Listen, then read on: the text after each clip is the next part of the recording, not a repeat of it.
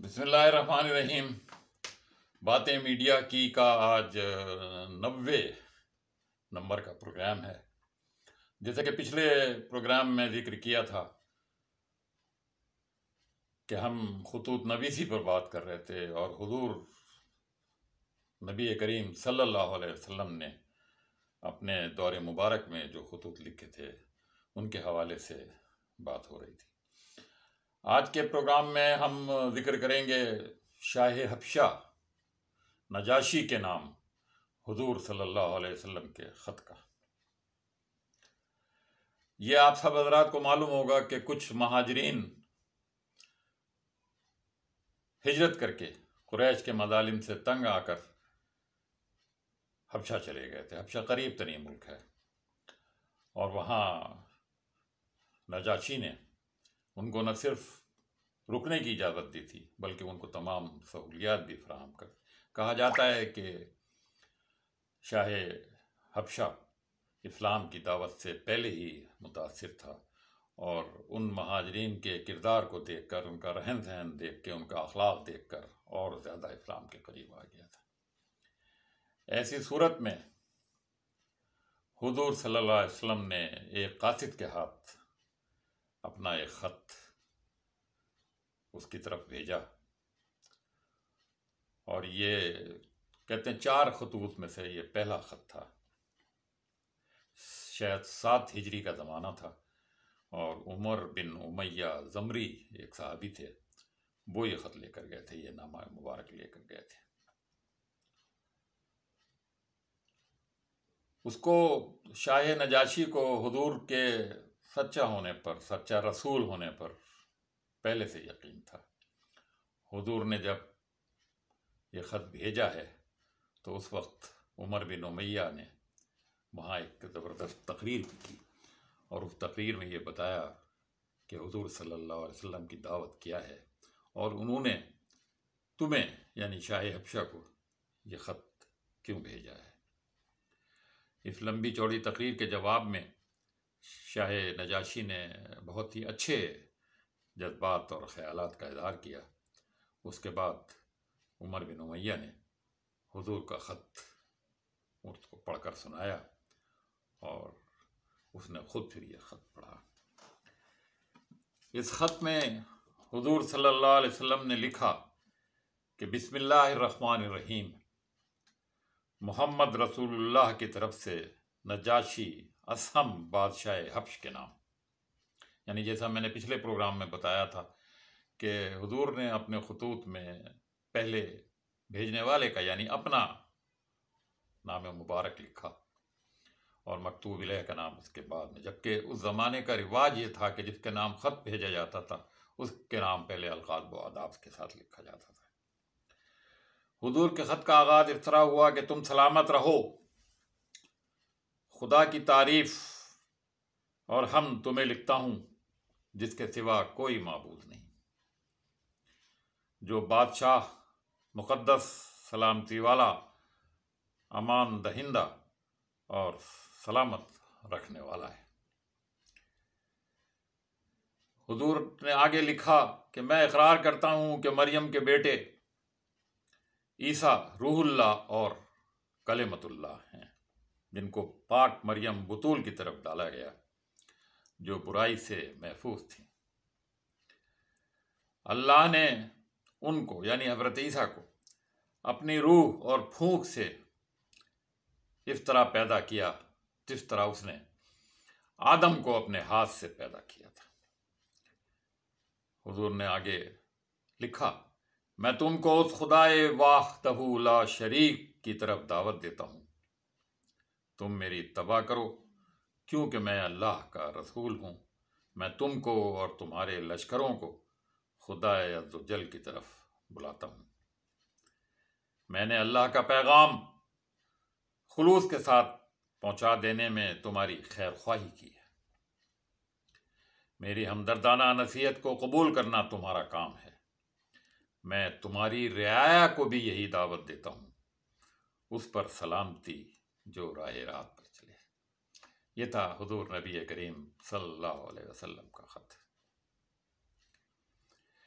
उस ज़माने में ईसाई हबशा के जो थे वो 2-3 ग्रोहों में बटे हुए थे। एक ग्रोह तफरीक़ का कायल नहीं था, ख़ुद बादशाह भी तफरीक़ का कायल नहीं था, लेकिन जो दूसरे ईसाई थे, जो रूमी कलीसा और रूमी शहंशाह की जिनको हिमायत हासिल थी, वो उन सारी चीज़ों के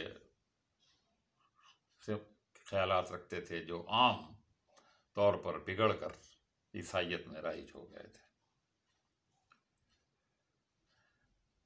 ये ख़त सुनने के बाद शाह नजाशी ने फिर एक ख़त लिखा और वो ख़त हज़रत उमर बिन उमैया जो कासिद बनकर गए थे उनके हवाले किया।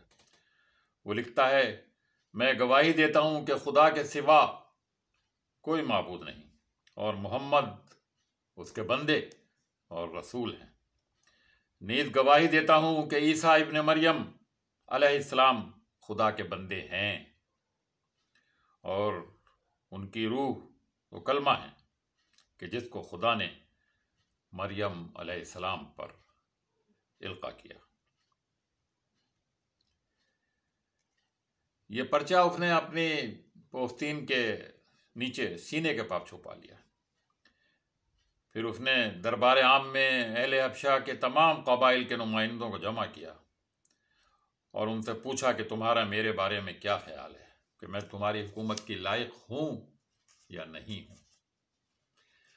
वो बादशाह ज़रूर था, लेकिन वो अपने उन ताकतवर ग्रोहों से डरता था, घबराता था, जो उस ज़माने की ईसाइयत के अकायद पर कारबंद थे। उन सब लोगों ने उसको जवाब दिया कि हम आपको सबसे लायक शख्स समझते हैं हुकूमत करने के लिए, मगर सुना यह है कि आपने दीन ईसवी तर्क कर दिया है और हज़रत ईसा मसीह को खुदा का बंदा मान लिया है। इस तरह के मुकालमा वहाँ के लोगों से हुआ और नजाशी उस डर और खौफ की वजह से उसने हज़रत उमर से भी ये कहा कि आप खामोशी के साथ ये ख़त ले जाएं। बहरहाल वहाँ रहने वाले लोगों ने भी, जो महाजरीन थे, जो मुसलमान वहाँ हिजरत करके जा चुके थे, उनके किरदार को देखा था और ख़ुद बादशाह ने तो बगौर देखा होगा और हर तरह की खबरें उसको मिलती रहती होंगी। बहरहाल मुसलमानों के बारे में एक हमदर्दाना रवैया पाया जाता था। नजाशी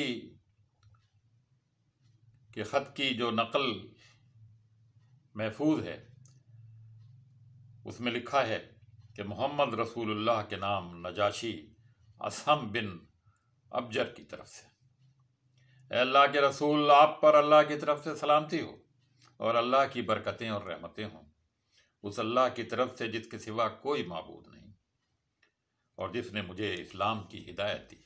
यानी इससे साबित हो रहा है कि वो इस्लाम दिल में कबूल कर चुका था। ख़त में मज़ीद आगे लिखता है, अल्लाह के रसूल, आपका ख़त मुझे मिल गया। आपने हज़रत ईसा के मुताल्लिक़ जो कुछ फरमाया है, ज़मीन और आसमान के मालिक की कसम, ईसा उससे रत्ती भर भी ज़्यादा नहीं हैं। वो वैसे ही थे जैसे आप सल्लल्लाहु अलैहि वसल्लम ने फरमाया है। हमने आपके फरफ्तादों से तारुफ हासिल किया है।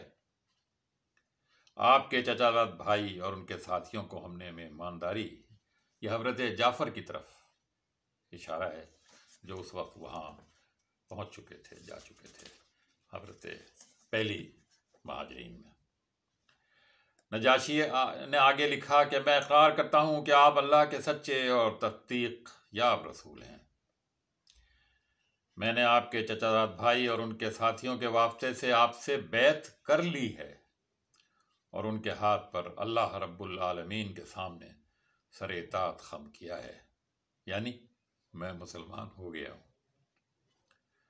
अब मैं आपकी खिदमत में अपने बेटे अहा बिन असम बिन अबजर को भेज रहा हूँ। मुझे बजुज़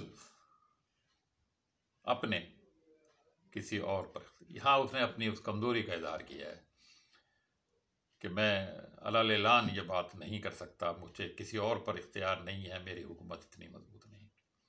बहरहाल उसने लिखा कि ए अल्लाह के रसूल, अगर आप मुझे तलब करें तो मैं भी हाजिर खिदमत हो जाऊंगा। मैं शहादत देता हूँ कि जो आप फरमाते हैं वही हक़ है। वस्सलाम अलैका या रसूल अल्लाह। असहम नजाशी हब्स।